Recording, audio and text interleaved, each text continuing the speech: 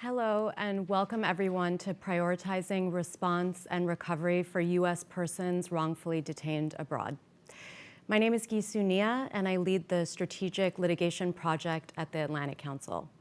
The Strategic Litigation Project at the Atlantic Council advises on prevention and accountability efforts for atrocity crimes, human rights violations, terrorism, and corruption offenses. We also advise and support on legal interventions for victims and survivors of violations and abuses. Our event today is part of a broader stream of work concerning state-sponsored hostage-taking. We are delighted to be hosting this panel, which will feature family members and advocates of U.S. nationals wrongfully detained abroad, and also their legal counsel. So before we begin, just a few housekeeping notes. Our conversation today is public and on the record.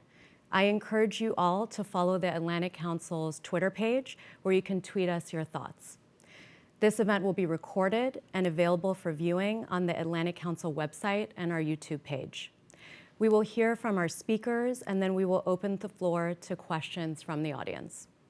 If you are in the audience and you want to submit a question, please use the Q&A or chat box located in your control panel to send in questions for the speakers if you're tuning in virtually.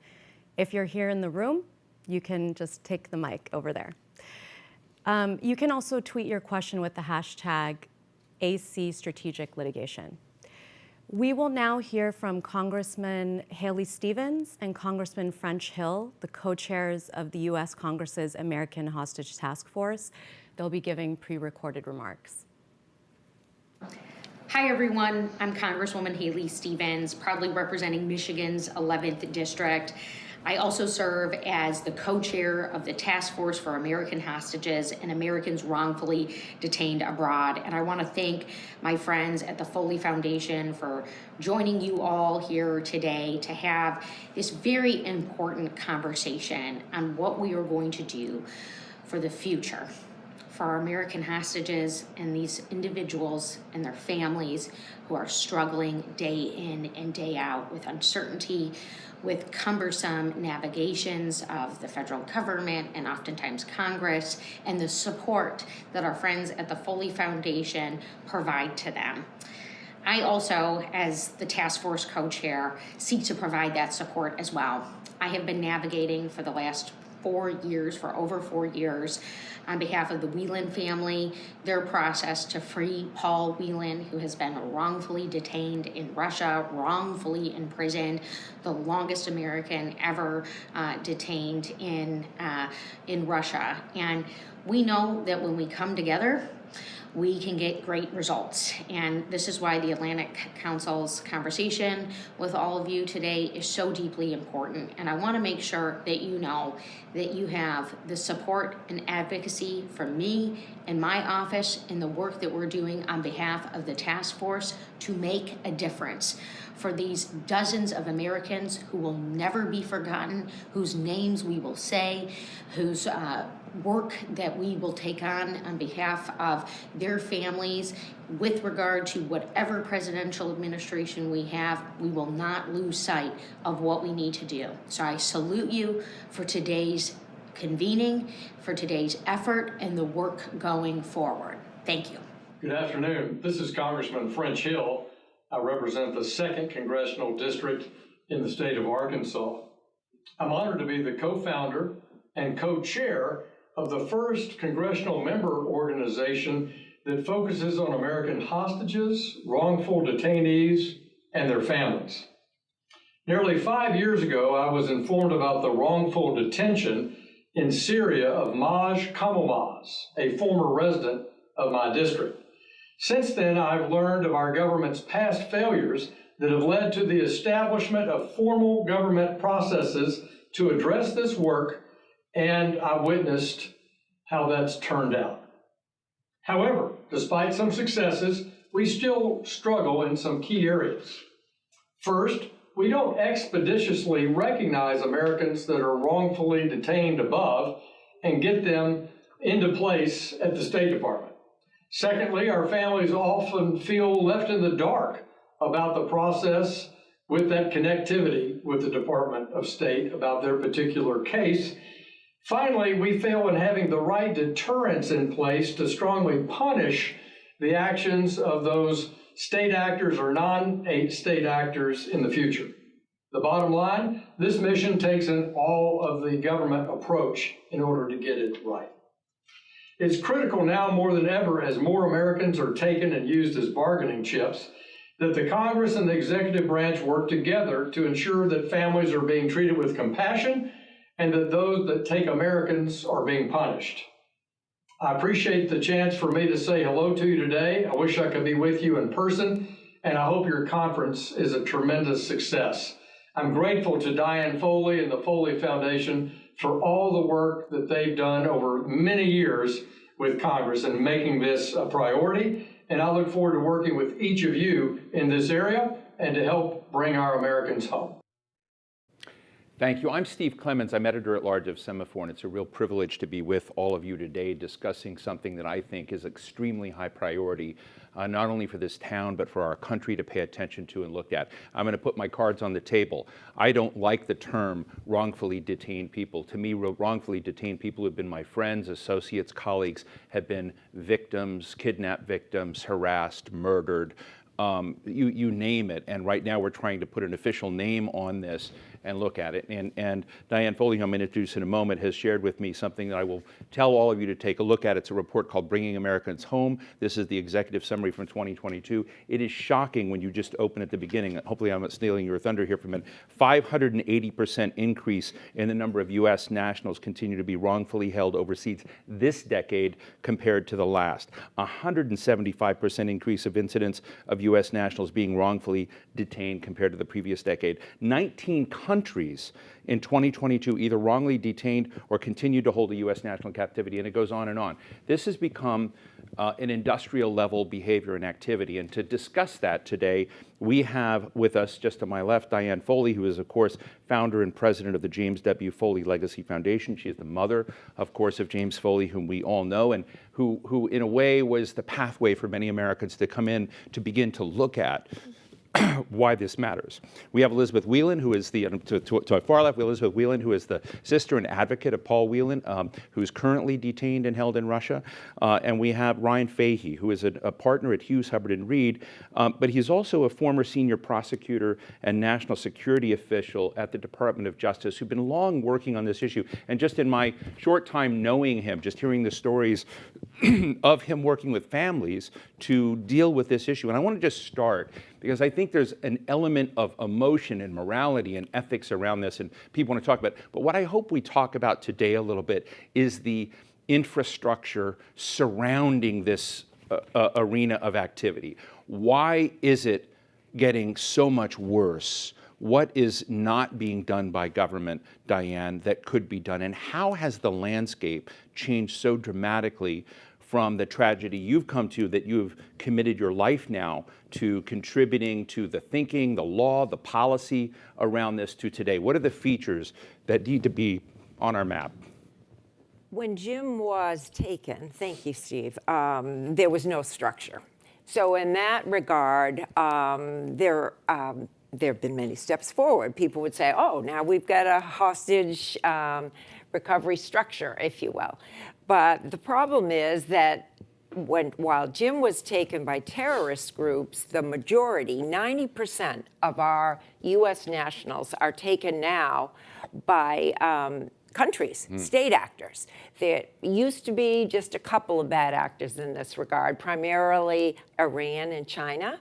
But these days, there's over 19 countries who now are deliberately targeting our citizens and taking them hostage, and then trumping up charges and trying to confuse justice with, in fact, a true wrongful detention, like Paul. And not to I don't want to interrupt you, but I want to ask you why that is. What incentives are in place that you've moved from non-state actor, essentially terrorist groups, to nations doing this? Why do they feel it's in their benefit and interest to do that? And I just want to ask you, I mean, shouldn't we be deterring that in some way? Absolutely. And that's why the Foley Foundation is calling for a comprehensive look at our current hostage enterprise, because that there is not enough swift deterrence. There really needs to be a strategic view of this in terms of our own national security, I think, economy, and the safety of any American who travels internationally. Because the reality is that we are targeted. So there needs to be very strong deterrence. At the same time, there needs to be a commitment to bringing our people home. Because what we're finding by those statistics you mentioned is that people are being held ever longer, that people are not taken more often. The taking of our citizens has continued at a steady pace. What has dramatically changed is that it's harder to get them out because they're taken by governments, and which makes it infinitely more complex because they want to use our foreign policy against us, and they want to make it as difficult as possible to bring our people home. So it's a much more complicated process than it was or is with a terrorist group or criminal, if you will. They tend to have Elizabeth, I've gone back to read about Paul Whelan, your brother's detention, and how we were collectively responding to it. And I don't want to put words in your mouth, but I sort of feel at that moment there was an underappreciation and underreaction, a bureaucratic floundering. Would love our audience to hear from you what you see as the systemic missteps and even classifying Paul as a wrongful. I mean, what it took to actually elevate him to be a person of concern for this country. Yeah, I mean, from the minute that Paul was arrested and charged with espionage, of course our family realized that that was ridiculous and that this was a fairy tale that the Russians had come up with. Trying to get everybody on board with that and to actually declare him wrongfully detained, it was very difficult. When you say everybody, who do you mean? The U.S. government. Every thank you. Every aspect of it. Right. Is this? It's on, yeah. It's not, okay, good. And I think that that was in part, Russia itself was an issue. A lot of people didn't want to tangle with the problem of Russia. It was difficult to get the Trump administration engaged. I think that there was a tendency, and there still is to a certain extent, to think that bringing home wrongfully detained Americans is some sort of extra thing that we have to do. That we don't actually have this big obligation. And I try, and I think we all do, to underscore that this is a national security concern. So it took months and months before Paul, over a year before Paul was declared wrongfully detained. Over a year, I just want to emphasize that point, over a year. Yeah, because that official designation was what was needed to then sort of elevate his case so that more could be done. That is, it's a travesty to have that happen. And so one of the things that we've been pushing for is for the State Department, the minute someone gets arrested, and particularly for those kinds of crimes such as espionage or treason or whatever, if an American is getting arrested for something like that, that is a red flag that that person is probably being wrongfully detained, and that that country, that hostile foreign nation, is going to come to the U.S. and ask for something of value in return. What happens is, I think the system is working perhaps a little bit better now, but because Paul is entrenched and has now been held for over 4 years, his price has gone up as far as the Russians are concerned, making it very, very difficult to get him home. And that is why the need for speed is so important. Let me ask you a tough question, and I want to ask you both and then go to Ryan. When Kayla Mueller was taken, I had a number of conversations with Senator John McCain and Senator Joe Donnelly, who's now our ambassador to the Holy See in the Vatican. It talked a lot about it, and you could kind of, understand from them when you're hanging out that there were a lot of equities involved with the intelligence world, with the State Department, dealing with Syria, dealing with bad people out there who nonetheless may have been able to do some good things, dealing with the Qataris and others that may have pathways. And I'm just interested in what, from your experience, because you're dealing with Russia, which of course is a nation we've been eyeing for a long time in lots of different ways, collaboratively, competitively, and now incredible rivals. How do these national security dimensions get in the way of progress? And does there need to be some way that gets those equities get arbitrated so that families matter? Well, I think we've seen a lot of improvement in how the U.S. government has been responding on Paul Whelan's case. I really do. I think it has taken 4 years, and that is a shame of it. But I think collectively, there's good work that's being done. We need to keep at it. We need to keep the pressure on. But I think that one very valuable outcome over the last years that we've seen is that there is a real intense effort to make sure that the discussions about the wrongful detainees is kept in a separate lane from all of the other problems that we have with any country. And that is critical. We can't have, sometimes the foreign nations want to try to tie our people into policy issues, and that becomes very problematic. With Russia in particular, there has been good separation. But I think it's also important that we start to realize that because this is a national security issue, that we have to put people in front of policy, that we have to make sure we're getting our people back before we're having other agreements with countries over anything. Because if you think about it, those policies and agreements are undermined if that country is holding one of our citizens. How can we say that we're at an equal level when those people have some leverage over us? We have to get our people back using whatever tools are available, and then proceed with whatever treatment and agreement. Before I jump to Ryan, did you want to jump in on that? I just totally agree with that. I mean, when Jim was abandoned by a government, I was just appalled. Is that what America does? Do we totally abandon innocent Americans who are out in the world? We need to be out in the world, whether we're educators or journalists or ambassadors or tourists. We need to be out in the world, but our country has a moral duty to protect us. And as Elizabeth says, to separate that issue from, but of course captors want to bring it right together. And that's why it's becoming more and more difficult to, in fact, negotiate the freedom of American citizens.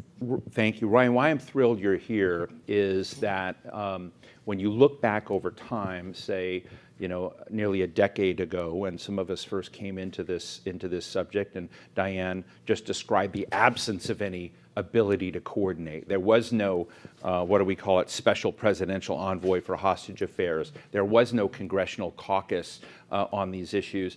And I'm not sure that people thought about deterrence in this arena, but I'm interested from a legal building block perspective. What is missing that needs to be put in place? You've been on both sides. You worked for DOJ. Now you're in the private sector working with these families that are doing this. Take your former government hat off. Don't worry about going back into government. Tell us what that government needs to fix in terms of its coordination, attention, and changing, again, the map of how we're looking at this. Yeah, thanks for the question, Steve. And I have a lot of positive thoughts to share. I mean, first, I think we ought to recognize and be in awe and humbled even by somebody who built the infrastructure in the first place, and then somebody who, in many ways, has had to carry that forward and adapt it. She built this infrastructure in advocating for victims of this, advocating from the private sector. The government didn't wake up and say, we need to do this. Absolutely not. Yeah. No, absolutely not. And so that's why I say we ought to be humbled by both of these women who have really carried this forward in a number of different ways. First and foremost, by recognizing in both of these experiences that they didn't ask for, that it presents a new form of national security risk to the United States. First, by targeting people who are bringing news from faraway places to help inform decision makers in the way that we all greatly value. And then second, by, in this experience, which is even more complicated in many ways, because now we're looking for Americans for the purposes of furthering the national security and foreign policy interests of our adversaries. And so look, we all recognize this is a deeply complex problem. And there's been a lot of positive developments and Diane has noted many in her public speaking and Elizabeth today. But even from going around on Capitol Hill with Elizabeth now more than 4 years ago, this new version of the original issue, we've made leaps and leaps and bounds, but there's tons and tons of work to do. One thing's been noted today that's an easy one, totally easy. there is, as it stands today, and I challenge you to go ask the State Department, there is, as it stands today, no escalation procedure within consular affairs to raise to the very top all of the indicators that suggest a wrongful detention. Paul Whelan's case is a perfect example. He didn't fit the profile of a spy. He was charged with espionage in a secret proceeding. And you may all be familiar, I use it as maybe a bad analogy, but this, this TV show, the First 48, where if you can solve the murder in the first 48 or it's going to take forever. I think that same concept applies here, and it's low-hanging fruit to put this in place, escalate to the very top where there's an indication Americans get arrested for all appropriate reasons all of the time, but to raise up these cases that involve indications so that the other side doesn't have the time to figure out what benefit to extract. Who's the villain in that story that's keeping that from happening? Well, I don't know that it's a villain. Let's call villains. Well, look, I think putting a specific focus within the State Department, consular affairs, there's an assistant secretary, somebody that's politically accountable. I'm not being critical. I've met with this person. She recognizes that this is an issue, but have we something in place today within the government to escalate up these cases for at least deputy secretary or secretary level identification and resolution, and to engage immediately? The answer is no to that question. Second, very wisely, there was an act of Congress passed, the Levinson Act, which does a lot of things, all positive improvements. On the question of deterrence, which is just describe the Levinson Act for our audience. Sure, thank you. So the Levinson Act is named after Bob Levinson, who was an FBI agent who disappeared long ago, is presumed dead now in Iran. And as part of this act, building on all of the work that Diane had done to build and help build this infrastructure, it provides certain authorities. The one I want to note today, to serve families, to bring greater resources, greater coordination. On this question of deterrence, one thing it does is it imposes or can impose sanctions on individuals and foreign governments who engage in this malign activity. So now, is it like the Magnitsky Act? Very similar concept. And in fact, in my regular life as a private practice lawyer, I'm a sanctions lawyer. I used to be a sanctions prosecutor, and we've seen the strength of these sanctions regimes to address corruption, for example, bad cyber activity, and now, in my view, hostage taking. So again, for our audience, the Magnitsky Act, named after Sergei Magnitsky, and now there's a global Magnitsky Act, and they're having Magnitsky Act, is essentially so you can penalize, you can sanction individuals and firms that are beneath the national level, right? Exactly. Okay. So, for example, in this, it took the administration over a year to even write the executive order necessary to act on these sanctions. Nobody to date's been sanctioned, and I'm not advocating for that at this time because it may complicate the recovery of Americans. But people in foreign governments who are seeking to, pursue their own agenda in a way that contradicts what the U.S. is in the best interest of the United States should know that if I take this American and put him in a prison, or her in a prison, and to try to extract some benefit that furthers my agenda, that they're going to be isolated entirely from world financial markets. There's no vacation home. They're going to just enjoy themselves in their country without access to any financial resources whatsoever until the end of time. They'll be put on a blacklist at the end of the day. And so this is one of those areas that I think the government can draw upon, and I hope they will, in trying to address this question of deterrence, because clearly, bad actors aren't feeling deterred at this time. Diane, let me ask you about the special presidential envoy for hostage affairs. And obviously, I picked apart, the name wrongfully detained a little bit because to me it sounds so bland. How is the nomenclature and how is our structure of approach? Is the SPEHA office in person in the right place? Do you think that we should be thinking a little bit about how we coordinate across government? Definitely. Or is this essentially, are these incremental steps in the government trying to be helpful but not as effective as they can be? All of that, Steve. We do have a wonderful special presidential envoy. His title for hostage affairs can be troubling sometimes in his engagement as a diplomat. And confining? And confining. Okay. However, he totally deals with wrongful detainees. As a matter of fact, that's all he does, really, is he works with families like Paul Whelan's family. So he's done a brilliant job. But, for example, the hostage fusion cell, which is supposed to be interagency and collaborative with SPIHA, has So been... tell us a little more, because I don't think many people may know what the hostage fusion cell is. In 2015, after Jim had been murdered and the other 6 Americans that year, President Obama did authorize a presidential directive that set up a hostage enterprise that included this special envoy at the State Department for wrongful detention and a hostage fusion cell that was based at the FBI, but supposed to be interagency because of the complexity of the issue, and also a hostage recovery group at the White House. And the problem now we find is that because most of those being targeted are by state actors, it's infinitely more complex because it interferes with everything, as Ryan's saying, and Elizabeth, captors directly want to interfere with us. So we feel it would be helpful, first of all, for all of this to be housed together, and perhaps nearer to the executive branch, because that's where a lot of the decision-making, in fact, is. And currently, there are bureaucratic constraints, particularly with the fusion cell that's been housed in the FBI. Our SPIHA does have good access to the Secretary of State, but not much to the President or our national security advisors, and they're the ones making the decisions.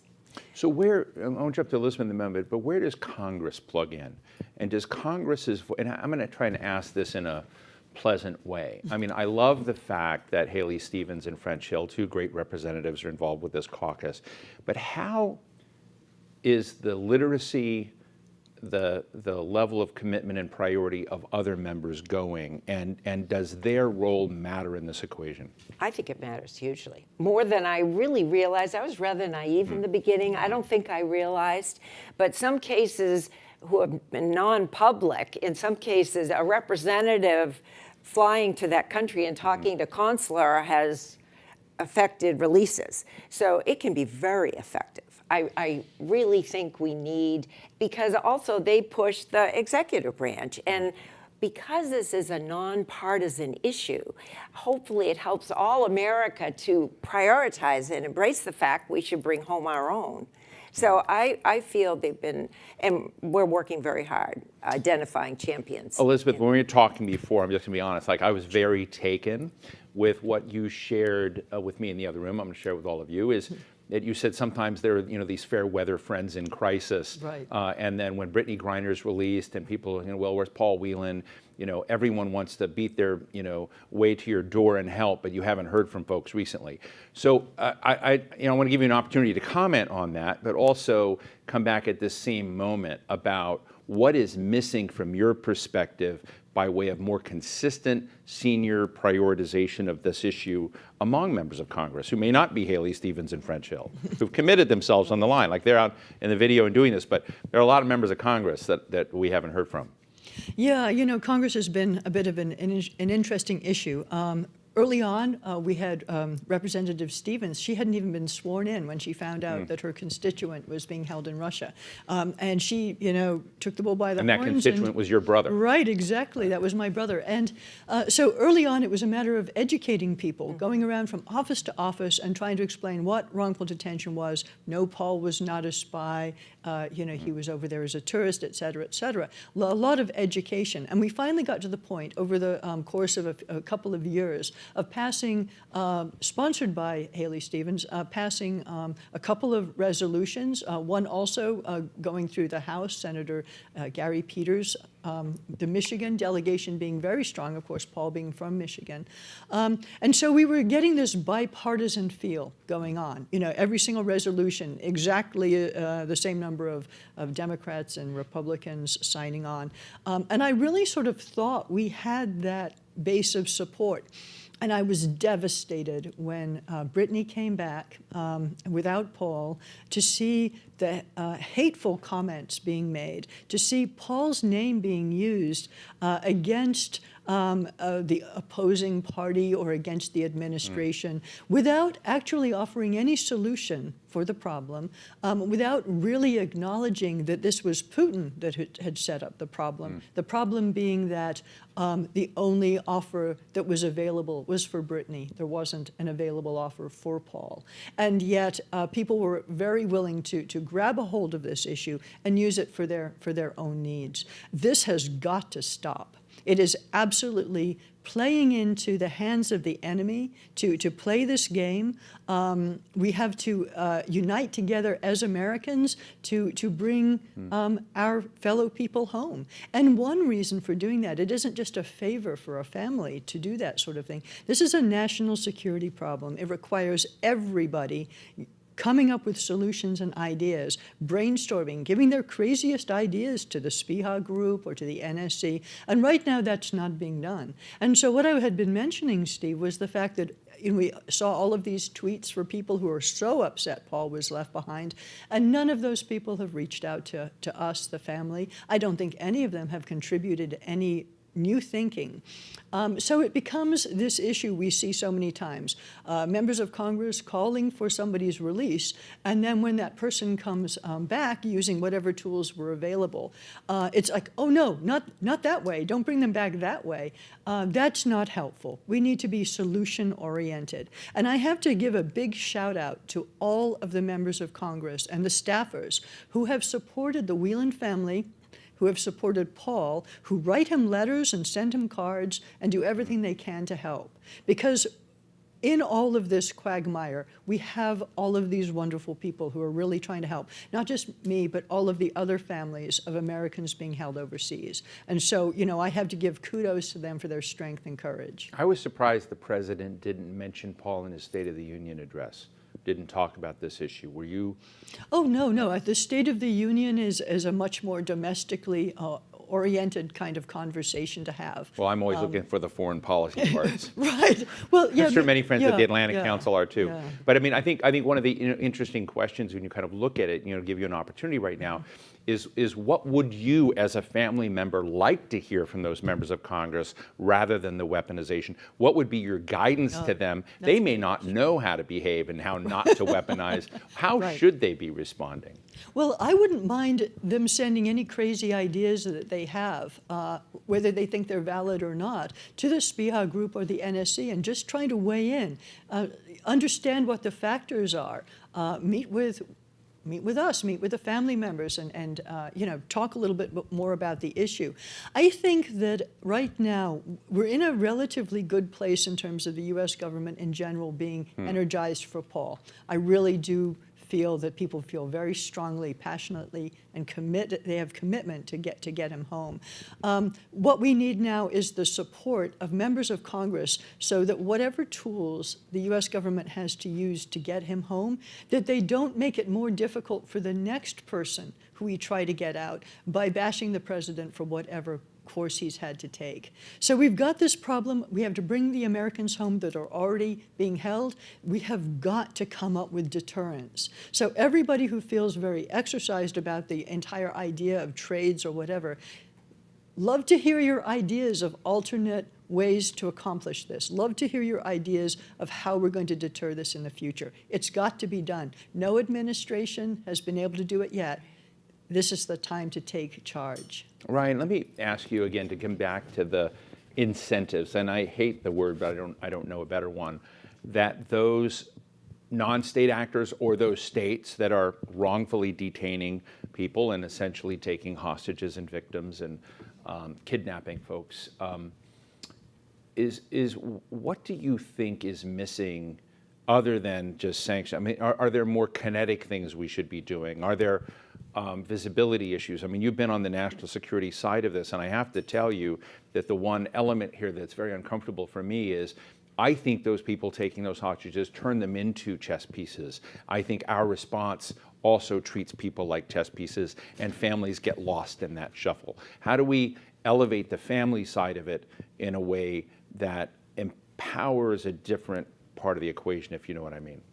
Yeah, no, thanks for the question, Steve, and I'll try to loop in the earlier one about the usefulness of Congress in this context. I mean, look, you know, I am a lawyer, and so I do bring a legal perspective to things, but really what I've been doing in these matters, I've got two that I've been helping out that are currently active right now. I've met almost all of the families. I've been privileged to Are you allowed to talk participate. about them or no?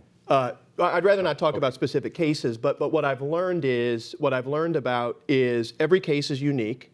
Every case presents a very unique problem, and so it's really less about how to resolve an individual case, because they're always going to be unique. There is no methodology. There's a reason oftentimes somebody was taken, and there's a strategy to try to get them back. And so I've been trying to help take families who didn't expect to be in this situation.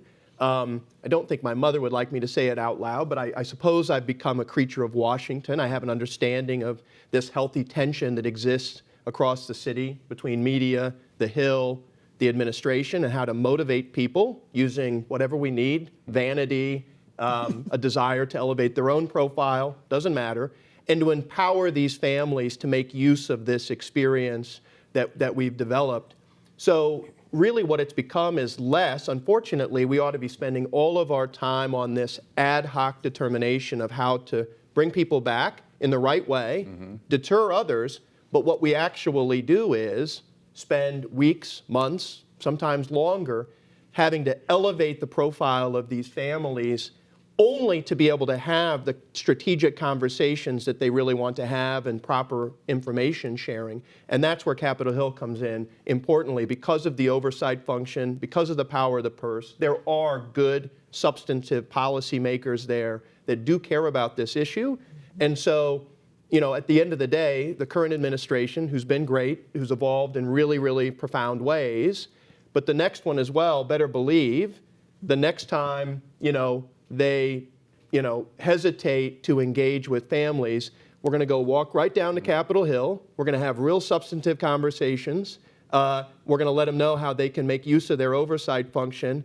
And then all of a sudden, you're going to see a lot more attention given within the State Department and the White House to these issues. And that's really the value that these ladies' advocacy, you know, and advocates like myself have been able to bring here to really elevate the issue so that you just can have the conversation strategically about how to bring it to an end. Well, Diane, you know, it raises, you know, elevating the issue, getting awareness, et cetera. I know you're all very committed. It's sort of an inside game where you're sitting in a think tank in Washington, and hopefully policy wonks are watching this, and hopefully congressional staff members.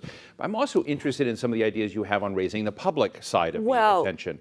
And you know, would love to hear about your ideas on flags and, you know, other ways to, I hate to put it, brand this problem so that it's more ever present as a national agenda of the American public. We so appreciate that, Steve, because I feel every American, I never knew about the issue, and the more I've gotten into it, I'm appalled at how many people are touched by this, particularly people who travel internationally. Families have become so desperate, in spite of the progress, the good progress, that they've formed this campaign, Bring Our Families Home campaign. Right. And they've branded it with colors of yellow and black, like the yellow ribbons we put around trees to remember our servicemen. And there is something before Congress that we're hoping to, I wish I had my picture of that flag today, because that flag is going to be codified to fly like the POW flag. So American citizens can become, yes, wow. Right now it's happening. So thanks to the campaign, thanks to people like Elizabeth Whalen, because families are that desperate that in spite of all the good things that have happened, people are not coming home. And that's why the number is increasing, because it's hard to bring people home, because captors now are governments, and the longer they have people, the more ways they think of ways to hold us hostage. And that's why I feel it's becoming such a national security issue, that if we don't start to pay attention to it, it's become an ever greater problem for us as a country.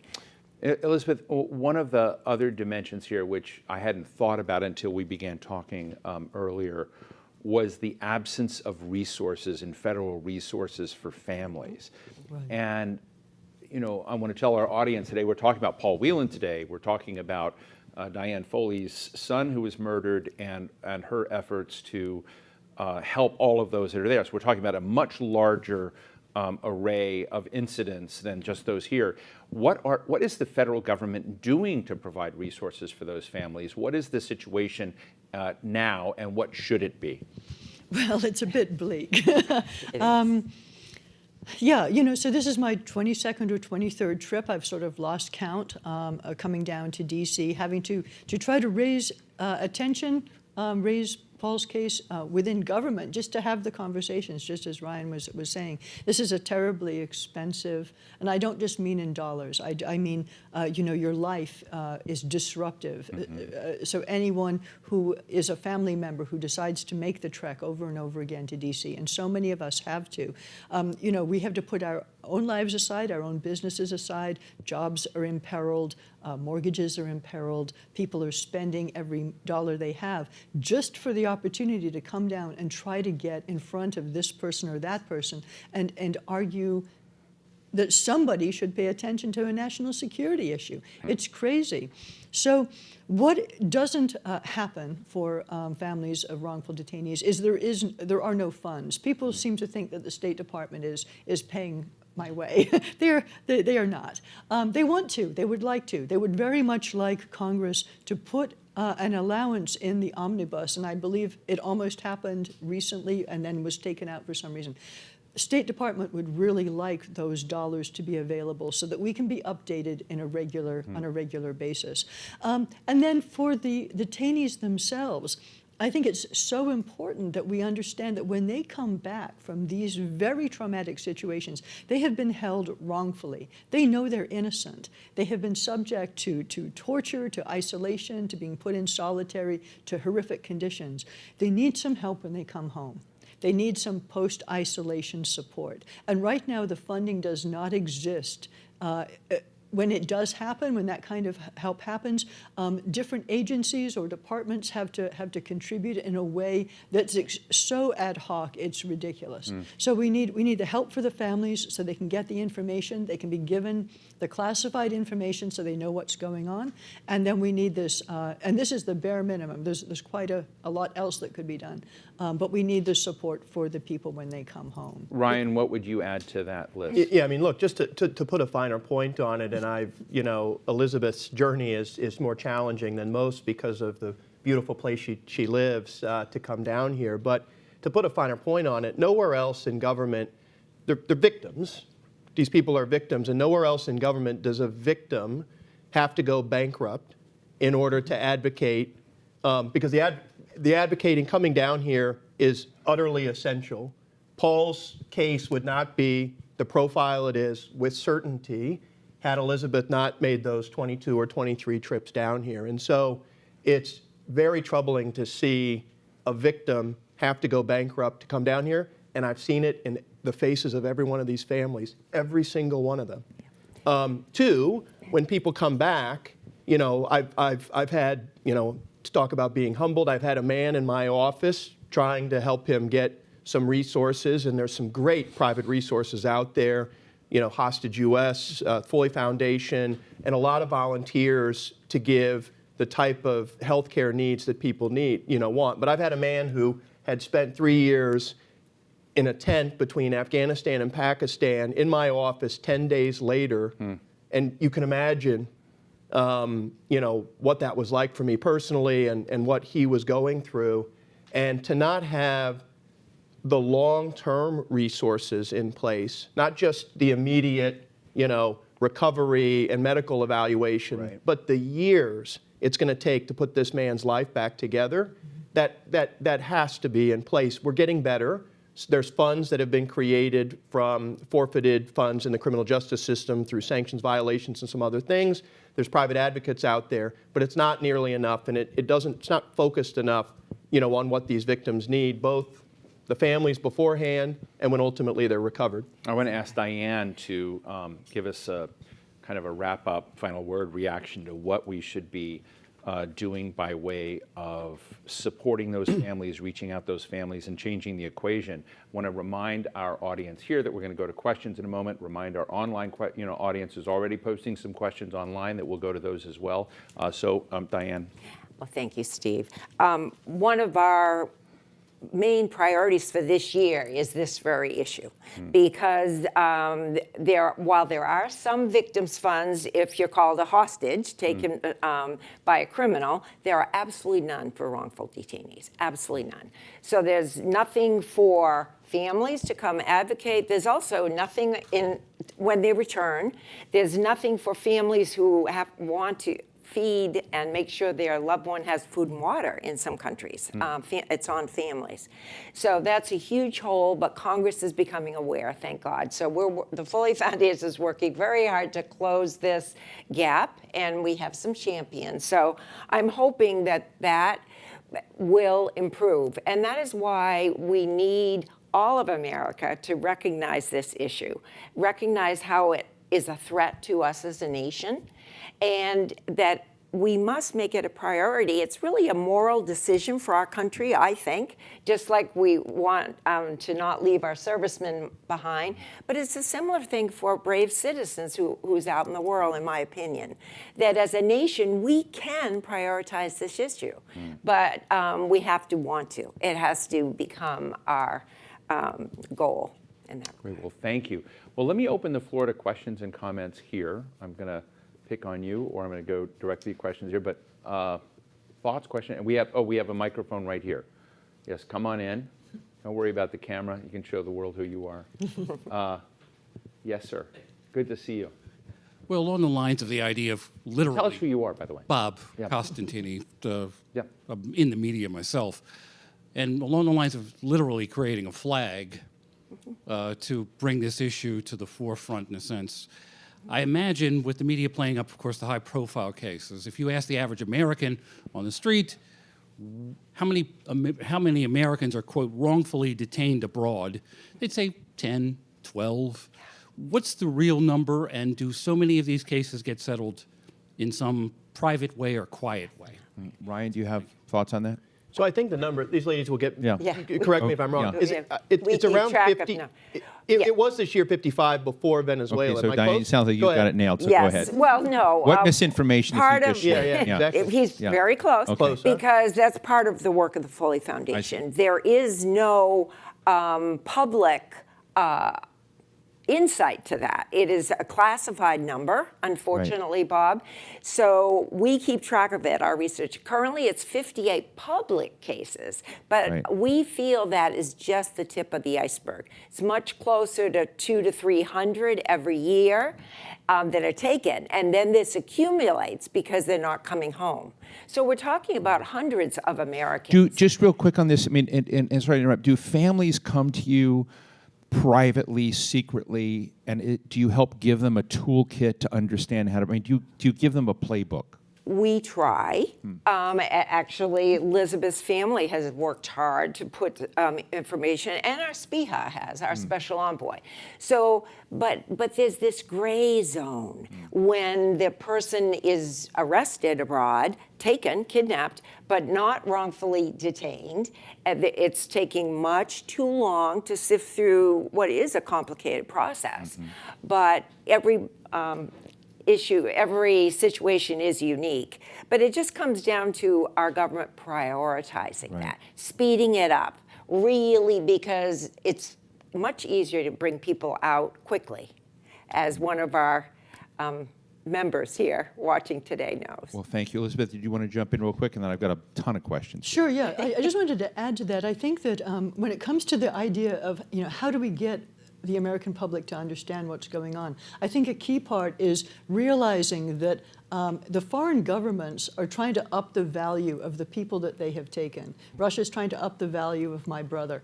And the division within America and the discussion that, around that sort of serves their purpose. And we have to do what we can to make sure that the arguments we're making for or against trades or for or against bringing Americans home aren't actually serving the purpose of the foreign country. Right. So that's part of the education that the American public needs to realize when we're getting played. And that we have to combat against that. And one way to do that is to join forces, get the American home through whatever it takes, work together for deterrence. And so however we have to go about that, if it takes these cases that are currently going on, Paul's, Brittany's, her return, whoever else is being held, to present the story in as many different ways so that people understand what's really at issue. And when they hear this discourse that's divisive, they take a moment and think, why is somebody making this argument, and who does it help? Right. So we've got some very good questions. Let me start with Charlotte Nazarian. She says, Brittany Griner brought a lot of publicity to this issue. It seems like a lot of people have forgotten about wrongful detainees. How do we keep the momentum from recent releases going? Quick thoughts? Today I promised the Maj Kamalma's family 6 years, this U.S. psychologist helping refugees in Lebanon, and went to visit an elderly relative, kidnapped. 6 long years, just in a... Do we know where he is? We know he's in Syria. Yeah, we know he's in Syria. But has not been allowed to communicate with his family. And that is what's happening in China, Iran. Many of these places, Austin Tice, 10 long years. Many families are just not known about because their families may not have the resources or the time, ability to advocate. We have to say their names. We have to say their names over and over so that the American public understands who they are. And when we go and talk to the foreign countries, when we go to China, we have to say the names of the people who are being held. So many in China, so many. Kevin King asks, thank you all for this excellent discussion. I thank you too. Personal regards to Diane and Ryan. Question for Diane, is there any networking between the Foley Foundation and similar organizations in other countries? There was just a New Zealand pilot held in Papua New Guinea. Interesting question. Well, it is. Are there other organizations? Yes, and as a matter of fact, we're working with, in Canada, there's a group working on arbitrary detentions. Because it is a global issue. Like when Jim was taken, he was taken with 15 of our allies. Right. But instead of working together to resolve that situation, every nation did their own thing. So all the Europeans came home, and the British and the Americans did not, because we refused to interact with the captors. Is there any nation doing it better than we are as a model? That's a very good question. We also have Hostage Aid Worldwide that's beginning to work. Other nations, many of them take it very personally. Like I was jealous of France and Spain, Italy, because they wanted their person home. So that was a priority. And they put all media, government, all work together to bring their people home. And it's not yet our priority. Fascinating. Ryan, do you see in the work that you do, because you also deal internationally, anyone with, talking, I mean, I forgot that there's a certain section at the Atlantic Council that looks at law. Is there anybody doing the legal bridge building and block building better than we are, that we could learn from? I think it's difficult to just make that comparison. I think the U.S. has a unique place in the world morally, from their own foreign policy and national security interests. So it's difficult. I think the U.S. has spent a lot of time trying to find the right balance. Right. I can say the last 2 or 3 years we have moved light years better than where we were 4 or 5 years ago. So that's been tremendous. It is a priority of this administration, as they've made clear.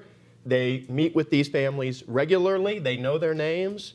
And it's become much more effective. Well, thank you. Let's go right here. Yes. Thank you so much, and thanks to Diane and Elizabeth for your continuous work and focusing on this issue. You mentioned... And tell us who you are. Sorry, my name is Qutayba Adilbi. I lead the Syria project at the Atlantic Council. You mentioned the importance of creating incentives and then deterrence for foreign governments to use American citizens as a token for their policy goals.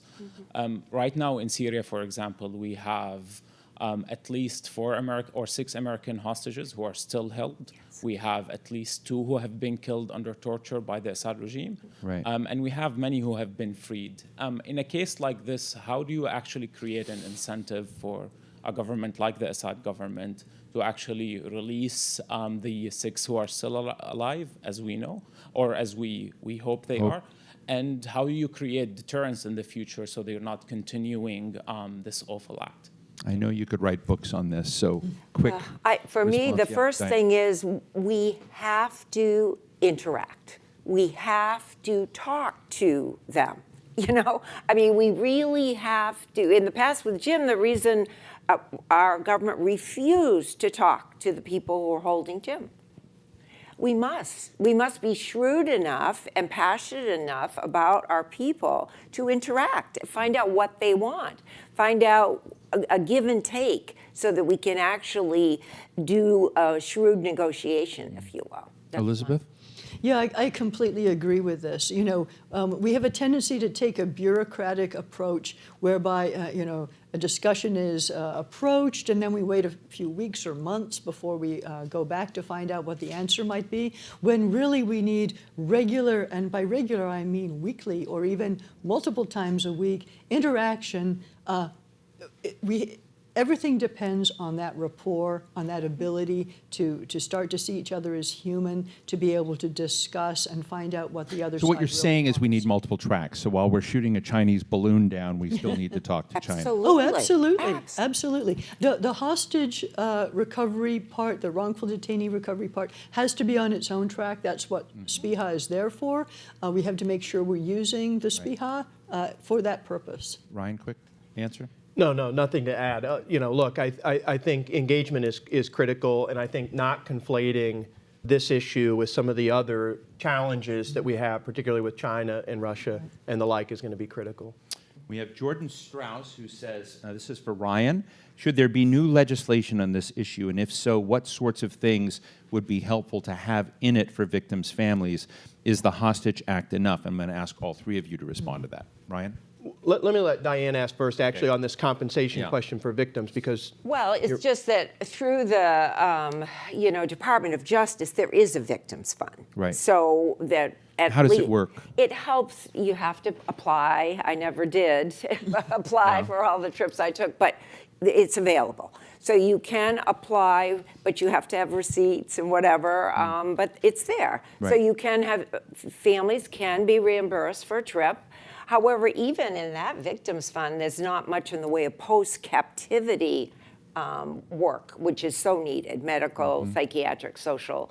But as we said, there's no parity for wrongful detainees at present, none at all. And that's what we're working on with appropriations. And is there any more legislation to go to this person's question that we should be adding to the mix? On appropriations, Well, you mean, or on appropriations, or is there something else that we should be doing legally by way of law that we don't have in books now, that is on your foundation's agenda? Absolutely. Well, I feel we need a comprehensive look at the hostage enterprise because I don't think it's able to deal with the enormity of the wrongful detention issue and the way it is really impacting our national security. So that's why I think we need a comprehensive review, and the fusion cell needs to be functional.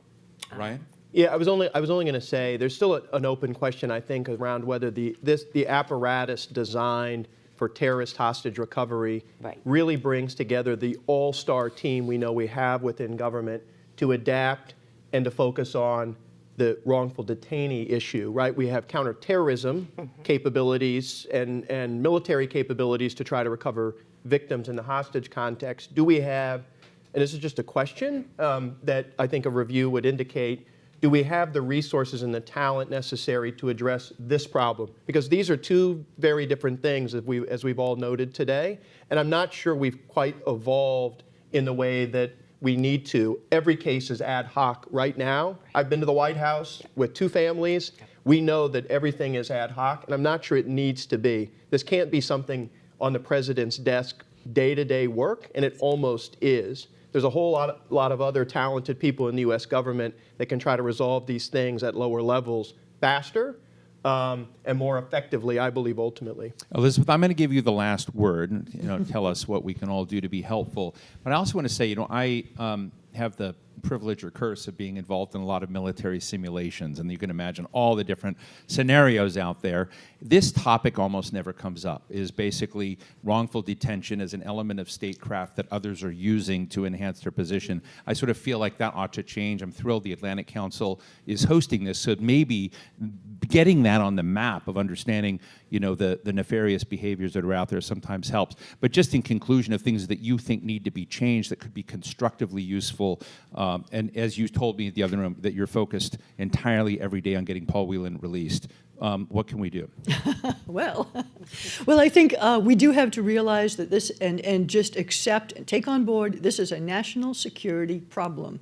And what has happened from administration to administration, it's such a large problem. We have done what it's taken to get a few people home, and then it's the next administration's problem. And so everybody has passed the buck over and over again.